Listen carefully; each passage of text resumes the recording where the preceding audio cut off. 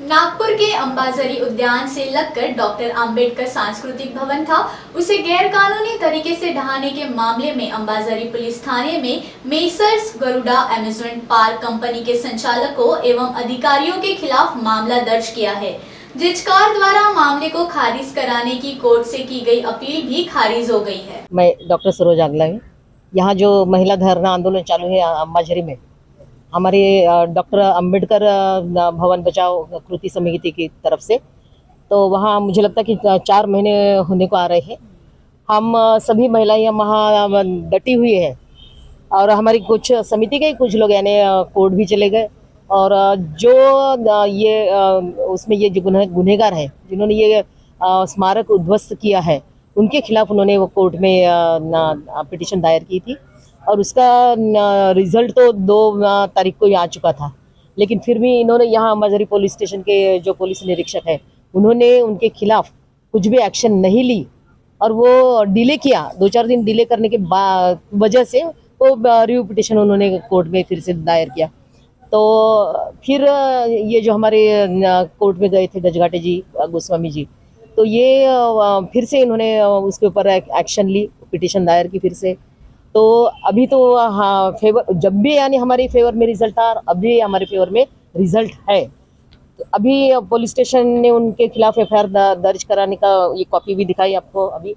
तो वो पिटीशन तो दायर की थी और उसका रिजल्ट हमारे फेवर में, हम सभी खुश है। हमारी महिलाएं भी अभी ये लड़ा खत्म होगा कि जारी रहेगा? नहीं, जारी रहेगा। जब तक वो टेंडर उनका वो ये नहीं करते, वो कॉन्ट्रैक्ट ये नहीं करते, कैंसिल नहीं करते, तब तक हम तो वहाँ बैठे रहेंगे, डटे रहेंगे। जब तक वो पूरा जो उनका 44 एकड़ का जो कॉन्ट्रैक्ट है बिल्डर गरुड़ा कंपनी के साथ, जब तक वो ये कैंसिल नहीं करते, तब तक हम वहाँ डटे रहेंगे। अंबाझरी पुलिस स्टेशन ने आज डॉक्टर बाबा साहब अम्बेडकर जी का जो स्मारक था, जिन्होंने उद्ध्वस्त किया, उनके ऊपर में माननीय कोर्ट के आदेश से एफआईआर दाखिल हुआ। कल हम सीपी साहब को मिलने वाले हैं। यह चौकसी यहाँ से निकालकर नागपुर शहर के किसी अच्छे अधिकारी के हाथ से यह चौकसी होना चाहिए। हम यह डिमांड कल सीपी साहब से करने वाले हैं। यहाँ अभी जो आगे चौकसी चलेगी वो अंबाझरी में न होते हुए नागपुर के क्राइम ब्रांच के एक आध अच्छे अधिकारी से, जो एसीपी रैंक के अधिकारी है, उनके हाथ से यह चौकसी पूरी होना चाहिए। यह डिमांड हम कर रखेंगे और सरकार से हम ये डिमांड करेंगे अभी कि चौकसी में सरकार यह घोषणा करे कि यह चौकसी सत्र न्यायालय के निवृत्त न्यायाधीश के माध्यम से उनके अंतर्गत हो, अंडर में हो, और कृति समिति के भी 4 तज्ञ लोग और सरकार के भी 4 तज्ञ लोग इस चौकसी समिति में सम्मिलित हो।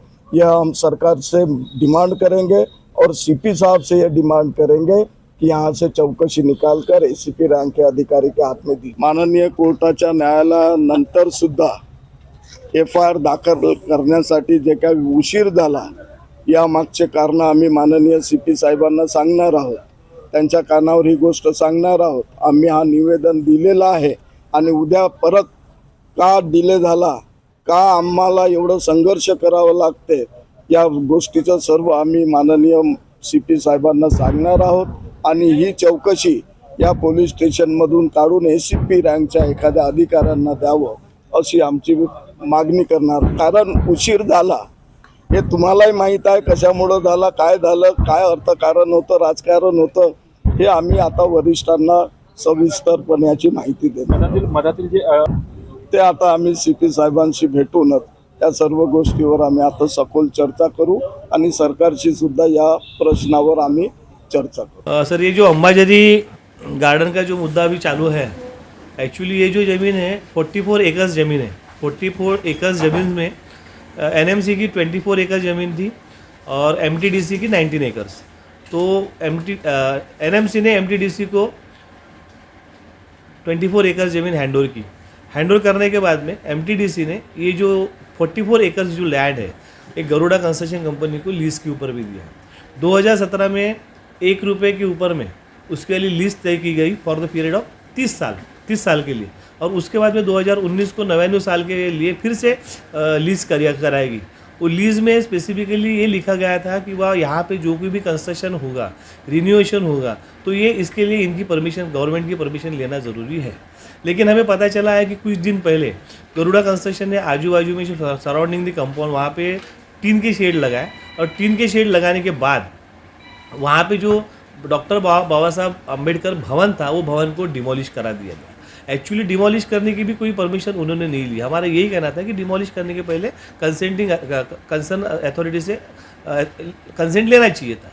उसके बाद में जब हमें पता चला कि वह अम्बेडकर भवन तोड़ा गया, तो तोड़ने के बाद में फिर हमारे यहाँ के एक सामाजिक कार्यकर्ता राजेश गजघाटी जी है, इन्होंने पुलिस स्टेशन में कंप्लेंट्स दाखिल करी।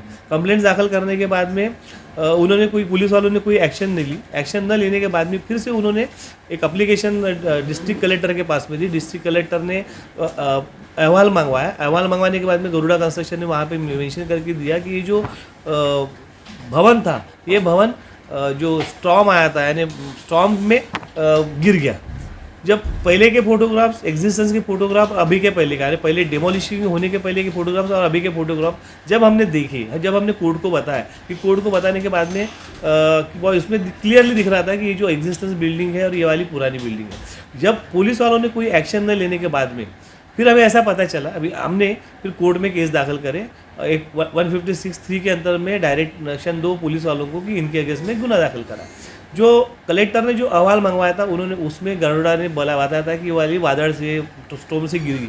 लेकिन जब फोटो के हिसाब से जब हमने कोर्ट को डेमोन्स्ट्रेट किया और बताया कि सर देखिए फोटोज़ में क्लियर दिखता है, यदि कोई स्टॉर्म आता है तो बिल्डिंग पूरी गिरती है, लेकिन यहाँ पे कटर से तोड़ा गया था और बाजू बाजू में जो पेड़ लगे हुए हैं वो पेड़ एज इट इज़ वैसे के वैसे है। इसलिए ऐसे पता चलता है कि ये जो बिल्डिंग तोड़ी गई बल्कि टूटी नहीं। तो उसके बाद में कोर्ट ने जब देखा डॉक्यूमेंट्स देखा, डॉक्यूमेंट के बाद में जो फोटोग्राफ है, उसके बाद में कोर्ट को ऐसे लगा कि इसमें प्राइमा फेसिया केस दिख रहा है, इसलिए उन्होंने गरुड़ा कंस्ट्रक्शन के ऊपर में गुना दाखिल करने के आदेश दिए। गुना दाखिल करने के बाद में, आदेश देने के बाद में, ये हमने जो कोर्ट की कॉपी हमने पुलिस स्टेशन को 3/5 को दी। 3/5 को देने के बाद में उन्होंने 3/5 को भी कोई FIR रजिस्टर नहीं करा।